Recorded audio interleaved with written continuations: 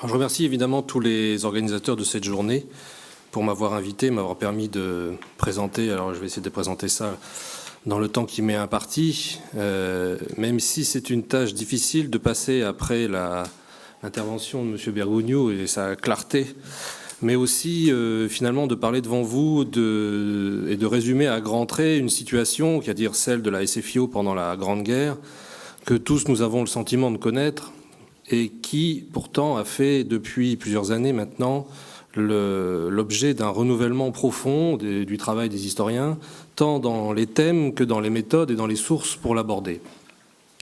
Et donc, et je pense, je voudrais commencer par là, dire que cette histoire est encore en mouvement, et d'autant plus nécessaire que pendant une période de commémoration, celle que nous vivons, puisque souvent, me semble-t-il, ces périodes sont l'occasion d'effets de durcissement ou de polarisation des débats. Et il me semble qu'on peut espérer l'éviter pour notre objet, puisque cet objet 14-17 pour le socialisme est, il est vrai, un tournant majeur, mais sur lequel nous ne savons pas tout et sur lequel il est toujours bon de revenir. Il faut ajouter aussi que cette histoire du socialisme pendant la Grande Guerre a longtemps été écrite avec la conviction que la lutte contre la guerre était juste et supérieurement morale, que son rejet aussi était l'attitude logique et naturelle dont on s'étonne à la façon du romancier Roger Martin Dugard quand il écrit le dernier tome des Thibaux au début des années 30, qu'elle ait trouvé en 1914 pourtant si peu de partisans. Et comme le dira d'une autre façon le poète André Breton, la mémoire de la guerre a été captive, dit-il, de l'exaltation rétrospective des sujets de colère. Je trouve que cette citation est tout à fait juste et intéressante parce qu'elle rappelle à quel point en fait la guerre a transformé les représentations de l'avant-guerre, bientôt rebaptisée Belle Époque, comme chacun sait, et aussi à quel point finalement le passé qui a été aboli par août 1914 a été ouvert à tous les vents de la réécriture militante, historienne, etc. Et cela concerne, à mon sens, au premier chef les majoritaires de guerre, c'est-à-dire ceux qui, dans le Parti socialiste, ont adopté la stratégie d'union sacrée, alors par contrainte ou par choix, je vais y revenir, mais qui ont, jusqu'en 1918, conservé la majorité, au moins nominale, des votes de congrès. Et si j'ose dire, les majoritaires ont gagné la guerre, mais ils ont perdu le parti, et ils ont perdu la bataille de la mémoire, dès lors qu'ainsi que le disait aussi Anatole France, dans sa célèbre formule lapidaire de l'humanité le 18 juillet 1922, on croit mourir pour la patrie, on meurt pour des industriels. Et d'ailleurs, je pense que de ce point de vue-là, M. Bergogneau, Lénine a dû vous laisser un message quand il vous a appelé tout à l'heure. Je ne suis pas sûr. Hein. On verra. Depuis les grands débats du milieu des années 90, tant autour de François Furet qu'on a évoqué que de la question du consentement, les historiens, me semble-t-il, ont pris la mesure du caractère désormais quasiment incompréhensible, en fait, du choix majoritaire de ralliement à l'Union sacrée en 1914. Alors que le centenaire de 1917 se situe dans un contexte mémoriel qui est marqué, par exemple, par la réhabilitation quasi définitive des fusillés pour l'exemple, et dans le sillage d'une crise majeure du Parti socialiste, il faut quand même l'évoquer, sortie donc de l'expérience du pouvoir, contestée par ce qu'on pourrait appeler une forme de gauche hors les murs, la question de la comparaison, à mon sens, est un enjeu à la fois légitime et dangereux, tant finalement il est séduisant de transposer la distribution des rôles de 1914 à celle du hollandisme finissant. Exercice du pouvoir contesté de l'intérieur du parti, pression au changement, blocage partisan, victoire des outsiders, marginalisation des groupes intermédiaires. Alors je ne sais pas si cette comparaison est pertinente, peut-être qu'on en discutera aujourd'hui, mais en tout cas c'est avec cette comparaison dans la tête que je suis venu ici. Et je crois qu'un numéro de Recherche socialiste y sera consacré bientôt, si je ne me trompe pas. Chacun sait que 1917 n'est rien sans 1914, que ce sont les choix de 1914 qui déterminent absolument les réactions et l'appréhension des événements de 1917. Cependant, chacun sait aussi qu'il a fallu attendre 1918 et la fin de l'état de guerre pour que le grand éclaircissement, à défaut du grand règlement de compte prévu et promis par nombre de correspondances de soldats pendant la guerre, ne se produise. Et donc, si on s'arrête en 1917, c'est parce qu'on envisage une séquence inachevée et on va se concentrer sur la charnière d'une période plus large qu'à mon sens, il est acquis désormais d'envisager jusqu'au milieu des années 20, lorsque vont se produire les démissions et les exclusions de certains des acteurs clés de la scission du Parti socialiste. Or, démission et exclusion du Parti communiste, bien entendu, donc de certains des acteurs clés de la scission du Parti socialiste. En août 1914, le Parti socialiste fait un double choix, patriote et républicain. Ce choix est affirmé par la direction de la SFIO, de Marcel Samba à Jean Longuet, devant les mobilisés de la Seine, Salvagram, le 3 août 1914. Leur interprétation, c'est que la guerre est une guerre au militarisme allemand et non au peuple allemand. C'est une guerre sans haine, comme l'explique Jean Longuet dans l'Humanité du 1er août 1914.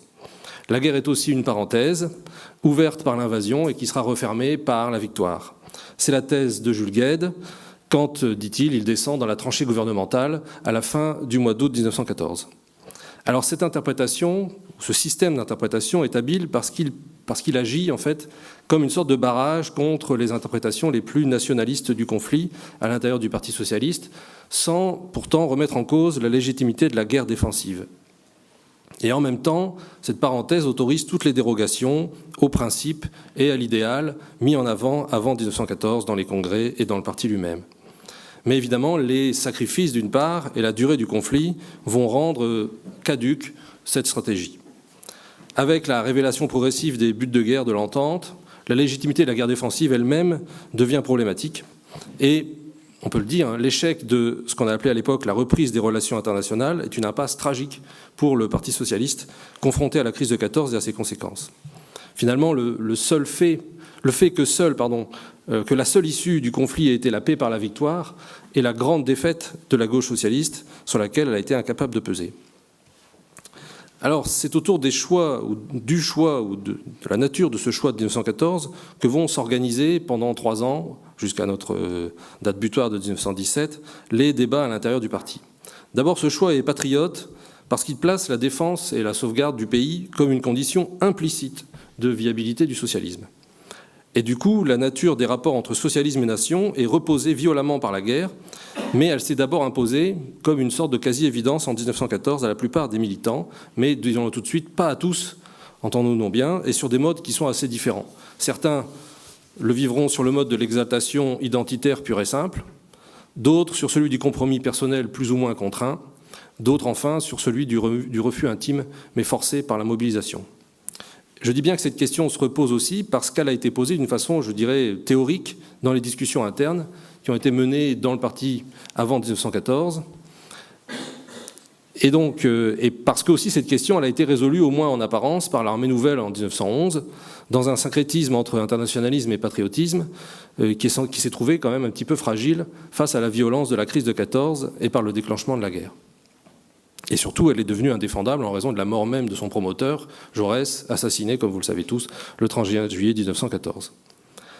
Alors, bien entendu, la résolution provisoire de cette question au profit de la nation va ouvrir, comme l'a dit tout à l'heure Alain Bergogneau, une longue séquence historique dont les termes vont se réitérer tout au long du XXe siècle, et pas seulement pour la gauche socialiste, mais aussi pour la gauche communiste, par exemple.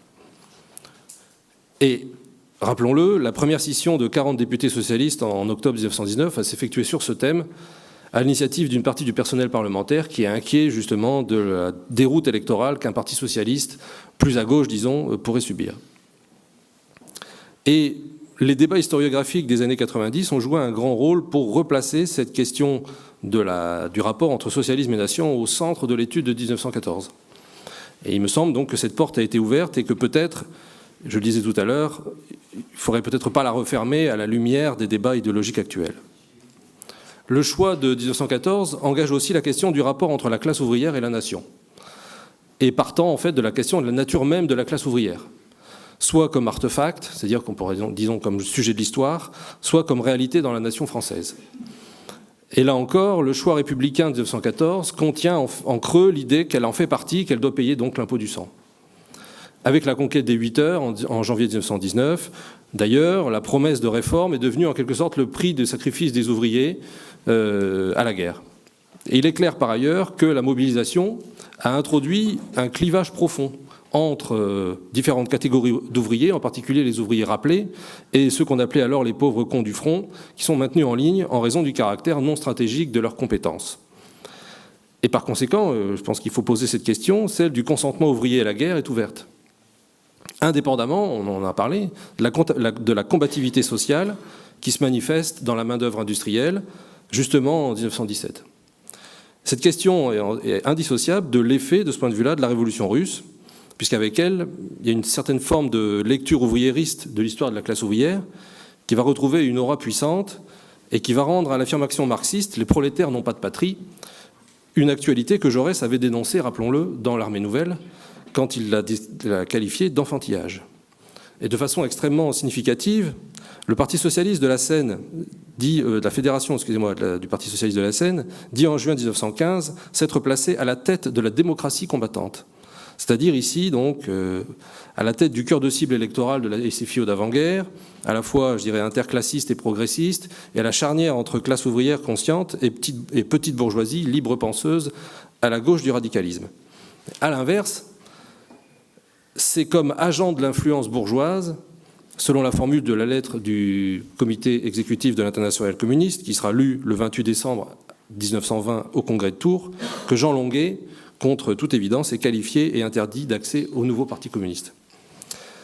Et donc, de cette manière, si on veut poser le problème de 17 en ces termes, on peut dire que c'est le millénarisme de classe qui est contenu dans l'événement russe et qui va se manifester avec force avec 1917, se transforme progressivement dans les années 20 en messianisme soviétique, qui va attacher l'idée en fait d'émancipation ouvrière à une expérience nationale particulière.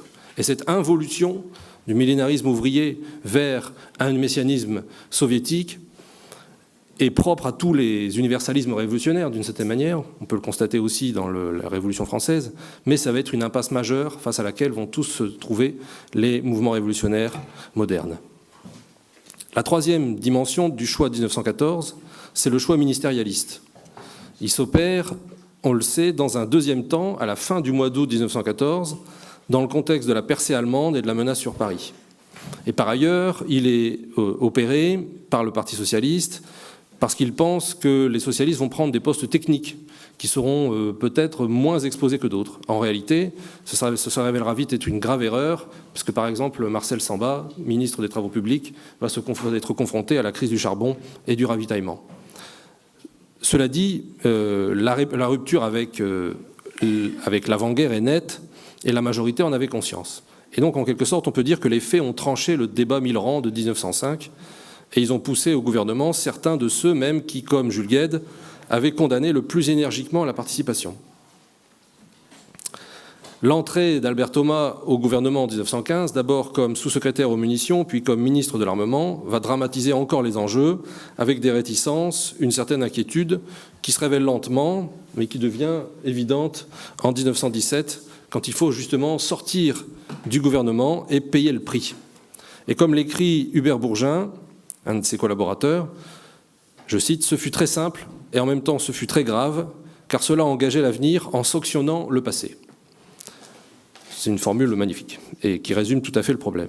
Pour le socialisme, il faut rappeler, même si c'est une évidence, que la guerre est la première expérience du pouvoir. La dernière dimension sans doute de ce choix, mais qui est aussi déterminante, mais elle est plus politique, c'est que ce choix, avec la mort de Jaurès le 31 juillet, s'opère sans condition. Il est réalisé sous la pression des circonstances, au prix de l'abdication temporaire de la voie socialiste, qui va être redoublée par l'effet de l'état de siège et par la suspension des travaux parlementaires. En même temps, les socialistes vont reconquérir la parole, dans l'enceinte des comités secrets, par exemple. Et ils vont participer, comme l'a montré l'historien Nicolas Rousselier, à la reconquête des pouvoirs du pouvoir civil sur le pouvoir militaire du grand quartier général. Ils vont participer à la défense laïque des soldats dans les tranchées, en quelque sorte, face en particulier à l'investissement religieux massif dont le conflit fait l'objet. Ils vont maintenir une vigilance par rapport au marché public d'armement, dans l'entourage d'Albert Thomas. Ils vont par ailleurs continuer leur mission traditionnelle de clientélisme parlementaire qui ne s'interrompt pas avec la guerre, même s'il devient plus discret, on en a beaucoup de traces dans les correspondances. Et ils participent enfin à la contestation de la condition des poilus, exprimée avec force par la publication du livre Le Feu, journal d'une escouade, par Henri Barbus en 1916, et qui prend l'ampleur à ce moment-là d'un véritable fait social pendant le conflit, alors même que Barbus est plutôt proche de la gauche du Parti socialiste, longuettiste. Il n'empêche, en 1914, le Parti socialiste cesse d'être une opposition, ce qu'il avait été jusqu'à la guerre, et en particulier dans la lutte contre les 3 ans. Et s'il n'abdique pas à ce qu'on appelle maintenant sa fonction tribunicienne, en quelque sorte, elle pèse peu, en fait, dans le souvenir, voire pas du tout, dans le souvenir du conflit. Toute la question est donc de savoir si, finalement, le Parti socialiste devait maintenir une forme d'extériorité, comme le réclamait vis-à-vis du conflit, comme le réclamait la gauche qu'on appellera zimmerwaldienne, comme le disait par exemple Alphonse Merheim pour la CGT, cette guerre n'est pas notre guerre, ou est-ce qu'il fallait au contraire, comme le feront à leur manière très différente Longuet ou Thomas, essayer d'en infléchir le cours, être, pour le cas de Longuet, une vigie de la paix, maintenir l'influence socialiste. Pouvait-on, comme on le disait alors du côté de Longuet, ne vouloir ni la paix à tout prix, ni la paix à aucun prix? Et si cette attitude pouvait se comprendre et se défendre, le problème, c'est qu'elle se méprenait peut-être aussi sur le caractère révolutionnaire de la guerre qu'avait avancé Lénine, aussi bien que sur la nature de ce fameux jusqu'au-boutisme qui était censé guider et qui allait au-delà, bien entendu, de la guerre, la stricte notion de guerre défensive. J'aborde mon deuxième point, puisque dès la fin de l'année 14, vont commencer à se constituer dans la CGT et la SFIO, séparés, ne l'oublions pas, les noyaux des futures tendances de ce qu'on appelle la minorité de guerre, parallèlement à l'affirmation en Allemagne, justement, beaucoup plus visible d'ailleurs, d'une opposition à la guerre par le refus du vote des crédits de guerre par le député au Reichstag Karl Liebknecht en décembre 1914. Alors, pour aller très vite, puisqu'on aura l'occasion d'en reparler, je pense, toute la journée, la croissance de la minorité va être la manifestation d'une crise au sein du Parti socialiste, une crise triple, crise des effectifs, crise de l'idée socialiste, allons vite, et crise de la légitimité de son personnel politique. L'année 1915 voit se former les premières fractions internes au sein du parti, comité pour la reprise des relations internationales, même s'il n'a pas encore pris ce nom-là à ce moment-là, et motion de la Fédération de la Haute-Vienne autour de Jean Longuet et d'autres en mai 1915. Le 15 août 1915, une motion pacifiste qui affirme l'extériorité de la classe ouvrière à l'égard de la guerre, je l'ai cité tout à l'heure, est adoptée lors d'une conférence nationale de la CGT, rassemblant alors les grandes voix de ce qu'on va bientôt appeler la minorité pacifiste, à commencer par l'instituteur Fernand Loriot. Dès ce moment-là, cette minorité pacifiste se distingue par sa double appartenance, à la fois socialiste et syndicale, et par la présence chez elle, par conséquent, d'un héritage syndicaliste révolutionnaire. En mars 1915, une conférence internationale de femmes socialistes se déroule, porte une voix pacifiste dissidente, et en septembre, la conférence de Zimmerwald aboutit à la diffusion d'un manifeste célèbre qui condamne la guerre comme une manifestation de l'impérialisme et appelle à une paix sans annexion ni indemnité de guerre. Dès 1916, l'idée d'une nouvelle internationale et même l'idée d'une scission circulent dans le parti et sont agitées dans la bataille d'appareil qui va s'emparer de lui dès l'année 1915. Et donc, je cite Fernand Loriot, « Il est désastreux que ce soit la minorité longuettiste, hésitante et sans idée nette, qui bénéficie des révoltes de la conscience socialiste. La minorité est liée à la majorité par la conception irraisonnée de la défense nationale. » La minorité zimmerwaldienne est liée s'est efforcée, donc, pour sa part, d'apparaître comme la continuité avec les engagements pacifistes du parti et des congrès internationaux avant 1914.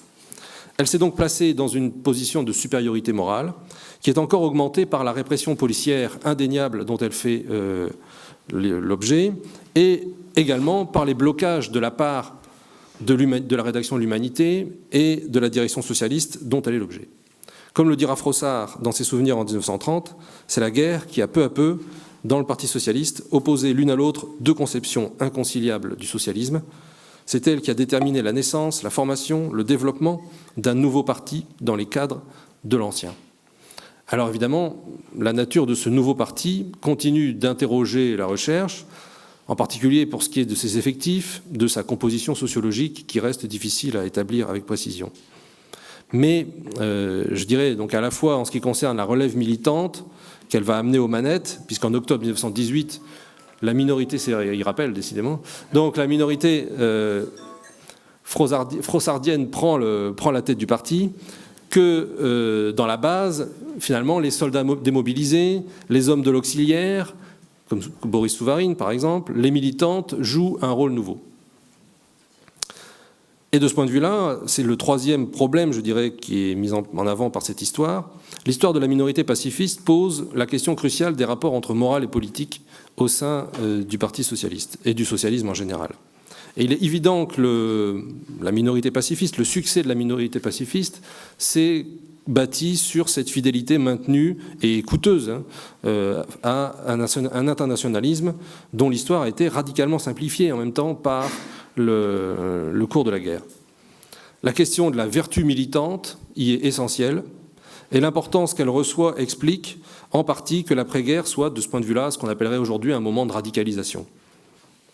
À l'inverse, il faut quand même rappeler, et on l'a évoqué tout à l'heure, en raison des interprétations multiples dont l'expérience bolchevique peut faire l'objet, que cette minorité, en particulier celle qui s'est constituée autour de Loriot, a ressenti une déconvenue forte quant à la découverte, je dirais, sur le terrain, et non plus seulement dans les on-dit et les rumeurs, ou les réverbérations, disons, de l'événement 1917, le pouvoir bolchevique lui-même. Et donc, on peut dire que l'idée n'est pas seulement de dire que la SFIO, qui est née ou qui a été transformée par les choix de 14, ne méritait plus de vivre, c'était aussi d'affirmer la nécessité de la régénérer et l'utilité dans cette perspective de l'expérience des Russes, dont la nature est très tôt, on l'a dit déjà, mais il faut le redire, je pense, l'objet d'un mélange très complexe d'interprétations erronées, de vues justes aussi, mais d'illusions également, de déni, de plaquage de lecture, etc., etc. Alors je voudrais, et c'est marrant que vous l'ayez invoqué, puisque il me semble que c'est un point essentiel, un des éléments, par exemple, c'est la vitesse avec laquelle le menchevisme va devenir tout à fait inaudible, hors de certains courants du Parti socialiste, très très vite, en fait, dès le lendemain, enfin dès la fin de l'année 17.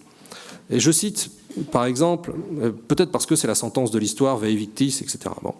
Mais je cite un télégramme de Martov à Jean Longuet du 16 décembre 1917. Alors excusez le caractère télégraphique justement du texte. Actuellement, Lénine, Trotsky refusent reconnaître souveraineté constituante, dont majorité composée socialiste modérée. Bon. Afin de former majorité léniniste, plusieurs membres constituantes sont arrêtés, toute minorité bourgeoise aussi. Voici pourquoi minorité marxiste, classe ouvrière, obligée de se tenir à l'écart de cette prétendue dictature prolétarienne et lutter contre régime de terreur, qui aboutira fatalement par guerre civile entre ouvriers et paysans au triomphe de la contre-révolution. Tant que la majorité de la classe ouvrière ne fera pas tomber le parti de Lénine sur la question de la dictature et ne l'obligera pas à reconnaître le suffrage universel pour former un gouvernement de coalition entre les partis socialistes de gauche et de droite, la situation restera menaçante. Alors, ces protestations ont trouvé un écho dans l'Humanité et dans le Populaire une semaine plus tard, mais il faut bien dire que très vite, cet écho s'effacera hors des tendances bloomistes et les plus à droite du Parti socialiste. Même chose, fin 1918, la terreur rouge fait l'objet au sein de la Ligue des droits de l'homme, et je sens que Gilles n'est pas d'accord, donc je ne sens pas seulement, je vois qu'il n'est pas d'accord, mais c'est bien. La terreur rouge fait l'objet au sein de la Ligue des droits de l'homme d'une large enquête sous les auspices justement d'Anatole France.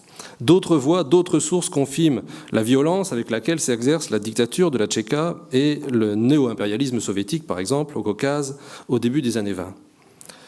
Et il est pourtant avéré que, et c'est ce que je disais, la lucidité vis-à-vis de cette violence, de cette dictature ou de la terreur rouge, appelons-la comme on veut, va être plutôt présente chez des figures qui sont désormais un petit peu oubliées ou mal aimées de la droite du parti. Je pense à Renaudel, par exemple, mais aussi présente évidemment chez Blum. Et son discours, encore qu'on peut peut-être souligner le fait que son discours anti-léniniste de Tours est un discours théorique et finalement très peu factuel.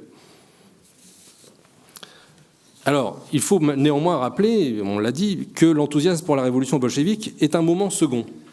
Après le désintérêt, le doute, la méfiance qui ont été parfois très francs dans les premières semaines qui suivent l'événement d'octobre. La révolution russe, c'est une citation célèbre d'un article de Charles Rapoport en janvier 1918, a d'abord été un blanquisme à la sauce tartare.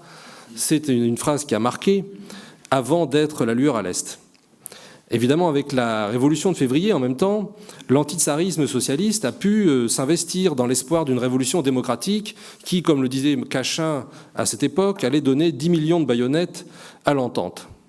Il a changé ensuite son fusil d'épaule, si j'ose dire. la prise du pouvoir par les bolcheviks, qui devait aboutir à la paix séparée de Brest-Litovsk, enterre ses espoirs et, évidemment, à l'inverse, la révolution russe peut aussi, dès février en fait, nourrir à la fois le pacifisme en raison des déclarations du Soviet, mais aussi l'exaltation révolutionnaire. En tout cas, ce qui est certain, c'est que ces événements ont signé l'échec de la politique russe de la majorité du parti. Mais on peut presque se demander finalement si l'exaltation socialiste pour le bolchevisme n'a pas été un produit de la paix plutôt qu'un produit de la guerre et de la sidération qui succède au silence des armes après donc, le 11 novembre.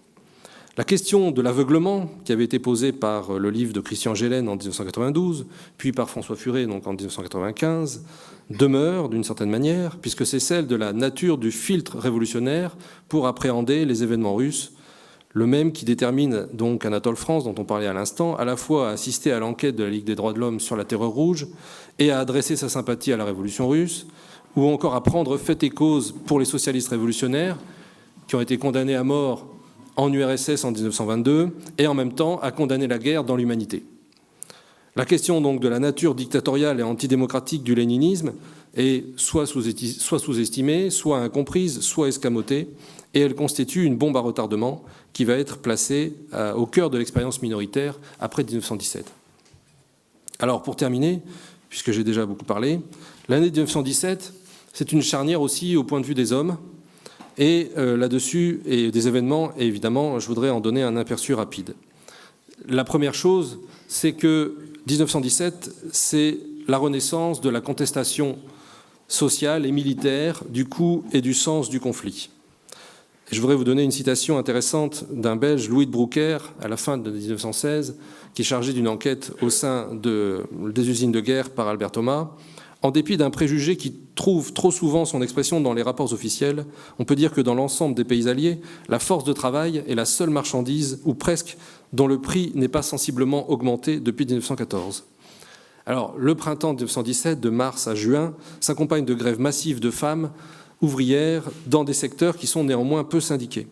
Et ce sont ces mouvements qui vont engager une vaste agitation ouvrière qui va se prolonger jusqu'au début des années 20 et qui constitue incontestablement un ferment de changement et de bouleversement au sein de la gauche socialiste.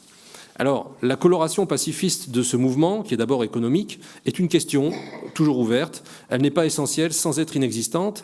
L'intérêt, c'est qu'elle se pose de la même façon pour le mouvement des mutineries qui touche donc l'armée française entre avril et 1917. Entre avril et juin 1917, sur une échelle qui est encore discutée par les historiens. Une part significative des mutins n'ont pas connu 1914. La politisation du mouvement est à la fois inachevée et inaboutie, mais elle s'explique aussi, ce mouvement de mutinerie, s'explique aussi par l'atmosphère nettement plus sceptique à l'encontre de la légitimité du conflit dans lequel les Marie-Louise de 1917 ont été, si j'ose dire, socialisées. L'année 1917, de ce point de vue-là, peut apparaître comme une sorte de vaste crise de désobéissance, faut-il la qualifier de mouvement révolutionnaire, c'est une autre question, dans laquelle se manifeste la volonté que la guerre se termine, la volonté de ne pas y participer et la mise en œuvre de cette volonté. Et du coup, le lien entre cette crise et la croissance de la minorité socialiste se pose. Mais ce lien n'est pas mécanique. D'une part, et il me semble que c'est encore un champ d'investigation, tant en fait les effets de la circulation en contrebande de la propagande socialiste au front ont pu influencer les meneurs des mutineries, ou comme à l'inverse finalement la capacité très relative finalement de la minorité socialiste à endosser ces mouvements, ces premiers mouvements. Peut-être est-ce là le premier rendez-vous manqué de 1917. Le second rendez-vous manqué, ça c'est incontestable, c'est celui de la conférence de Stockholm. L'idée d'une conférence internationale a été lancée par les neutres et reprise par les Russes.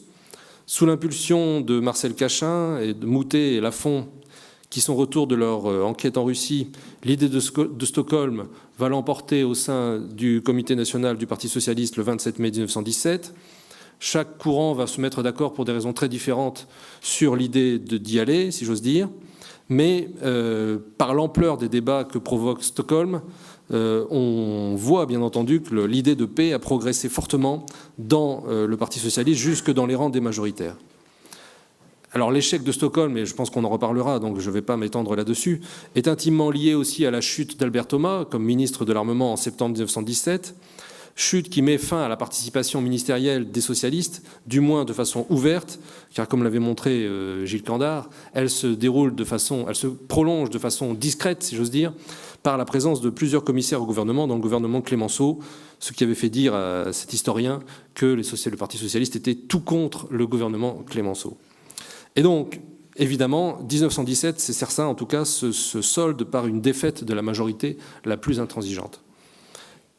Par contre, la formulation des propositions wilsoniennes, donc dès le début de l'année 17, mais surtout à la fin de l'année 17 et au début de l'année 18, avec les 14 points, va fournir un nouveau point d'appui à une paix du droit et démocratique que tous les courants, à l'exception, on pourrait en parler aussi, des loriotistes, vont embrasser. Et donc, finalement, les espoirs nés des circonstances Stockholm-Wilson seront déçus, et cette déception, on le sait aussi, aura un coût considérable. Venons, pour terminer rapidement, à la question des hommes. En mai 1917, Raymond Lefebvre est réformé numéro 1. Et il dit adieu à l'armée, comme il l'écrit. Il faut déchirer le voile de gloire dont se couvrait la guerre. L'idée d'une société de mutilés et d'anciens combattants pour combattre la guerre capitaliste mûrit dans son entourage Georges Bruyère, Henri Barbus, Paul Vaillant-Couturier. Ce sera l'Association républicaine des anciens combattants qui sera l'organisation d'anciens combattants du Parti communiste. À ce moment-là, Lefebvre est un petit peu avant l'heure un wilsonien de gauche. Il n'y a guère de nuances chez lui à ce moment-là entre les aspirations pacifistes de Wilson et la politique internationale des bolcheviks. C'est l'année 1918 qui, chez lui, va décanter tout ça. L'heure, on le voit bien, est à la décantation, à la confusion, mais en même temps, le cas de Lefebvre montre à quel point, en fait, la minorité longuettiste, c'est-à-dire la minorité pacifiste modérée ou favorable à la reprise des relations internationales négociées, est en fait c'est en son sein que va passer la ligne de fracture du congrès de Tours, donc en décembre 1920. Autre personnage, Fernand Loriot, le 14 octobre 1917, est élu membre de la commission exécutive de 24 membres de la Fédération de la Seine. Et alors il a déclaré quelques jours plus tôt, ce qu'il eût fallu, c'est le refus des crédits de guerre dès le 4 août 1914. Les troupes, ajoute-t-il, sont levées contre les élus. La relève du personnel politique socialiste est en marche. Et l'un de ses acolytes, donc Souvarine, écrit le 17 novembre dans Ce qu'il faut dire de Sébastien Faure, il est à craindre que pour Lénine et ses amis, la dictature du prolétariat doive être la dictature des bolcheviks et de leurs chefs. Quoi qu'il en soit, l'heure actuelle est celle de la lutte. Nous sommes avec les ouvriers de l'émancipation prolétarienne. Dernier personnage clé qui surgit en 1917, ou qui ressurgit plus exactement en 1917, c'est Léon Blum, puisqu'il fait son retour dans la politique socialiste active, je dirais, par son discours du 31 juillet 1917, prononcé à l'occasion du 3e anniversaire de la mort de Jaurès. Blum se présente évidemment comme un homme neuf, quand bien même il sort du cabinet ministériel de Marcel Samba, emporté par les attaques de Clémenceau contre le général sans rail. J'aime bien ce jeu de mots, je ne sais pas pourquoi. Et c'est là, évidemment, qu'il a mené la réflexion sur l'exercice du pouvoir qui devait aboutir à la publication de ces anonymes lettres pour une réforme gouvernementale, lettres sur la réforme gouvernementale, excusez-moi, donc l'année suivante. C'est lui qui, en 1919, rédige le programme Mornay du Parti socialiste. C'est lui qui, comme on le sait, sera l'homme de la résistance aux 21 conditions. Et donc on peut dire qu'à la fin de l'année 1917, pour l'essentiel, la scène de la scission est en place, reste, si j'ose dire, à gagner la guerre. Ma conclusion, donc, dans ces conditions, et sans préjuger évidemment de tout ce qui va se dire cet après-midi, est provisoire. La première, je pense que c'est que l'année 17 est une invitation à s'interroger sur ce qu'est un tournant dans l'histoire, ou un tournant en histoire. Et il n'est pas sûr forcément que la génération du moment l'ait appréhendé de cette façon. Et par ailleurs, ma deuxième conclusion, c'est que finalement, la méconnaissance et les contresens sur l'expérience russe sont en germe, et ils expliqueront en partie la déconvenue du début des années 20 et l'échec du parti de la minorité que le nouveau parti communiste se destinait à être et dont les bolcheviks ne voulaient pas. Je vous remercie.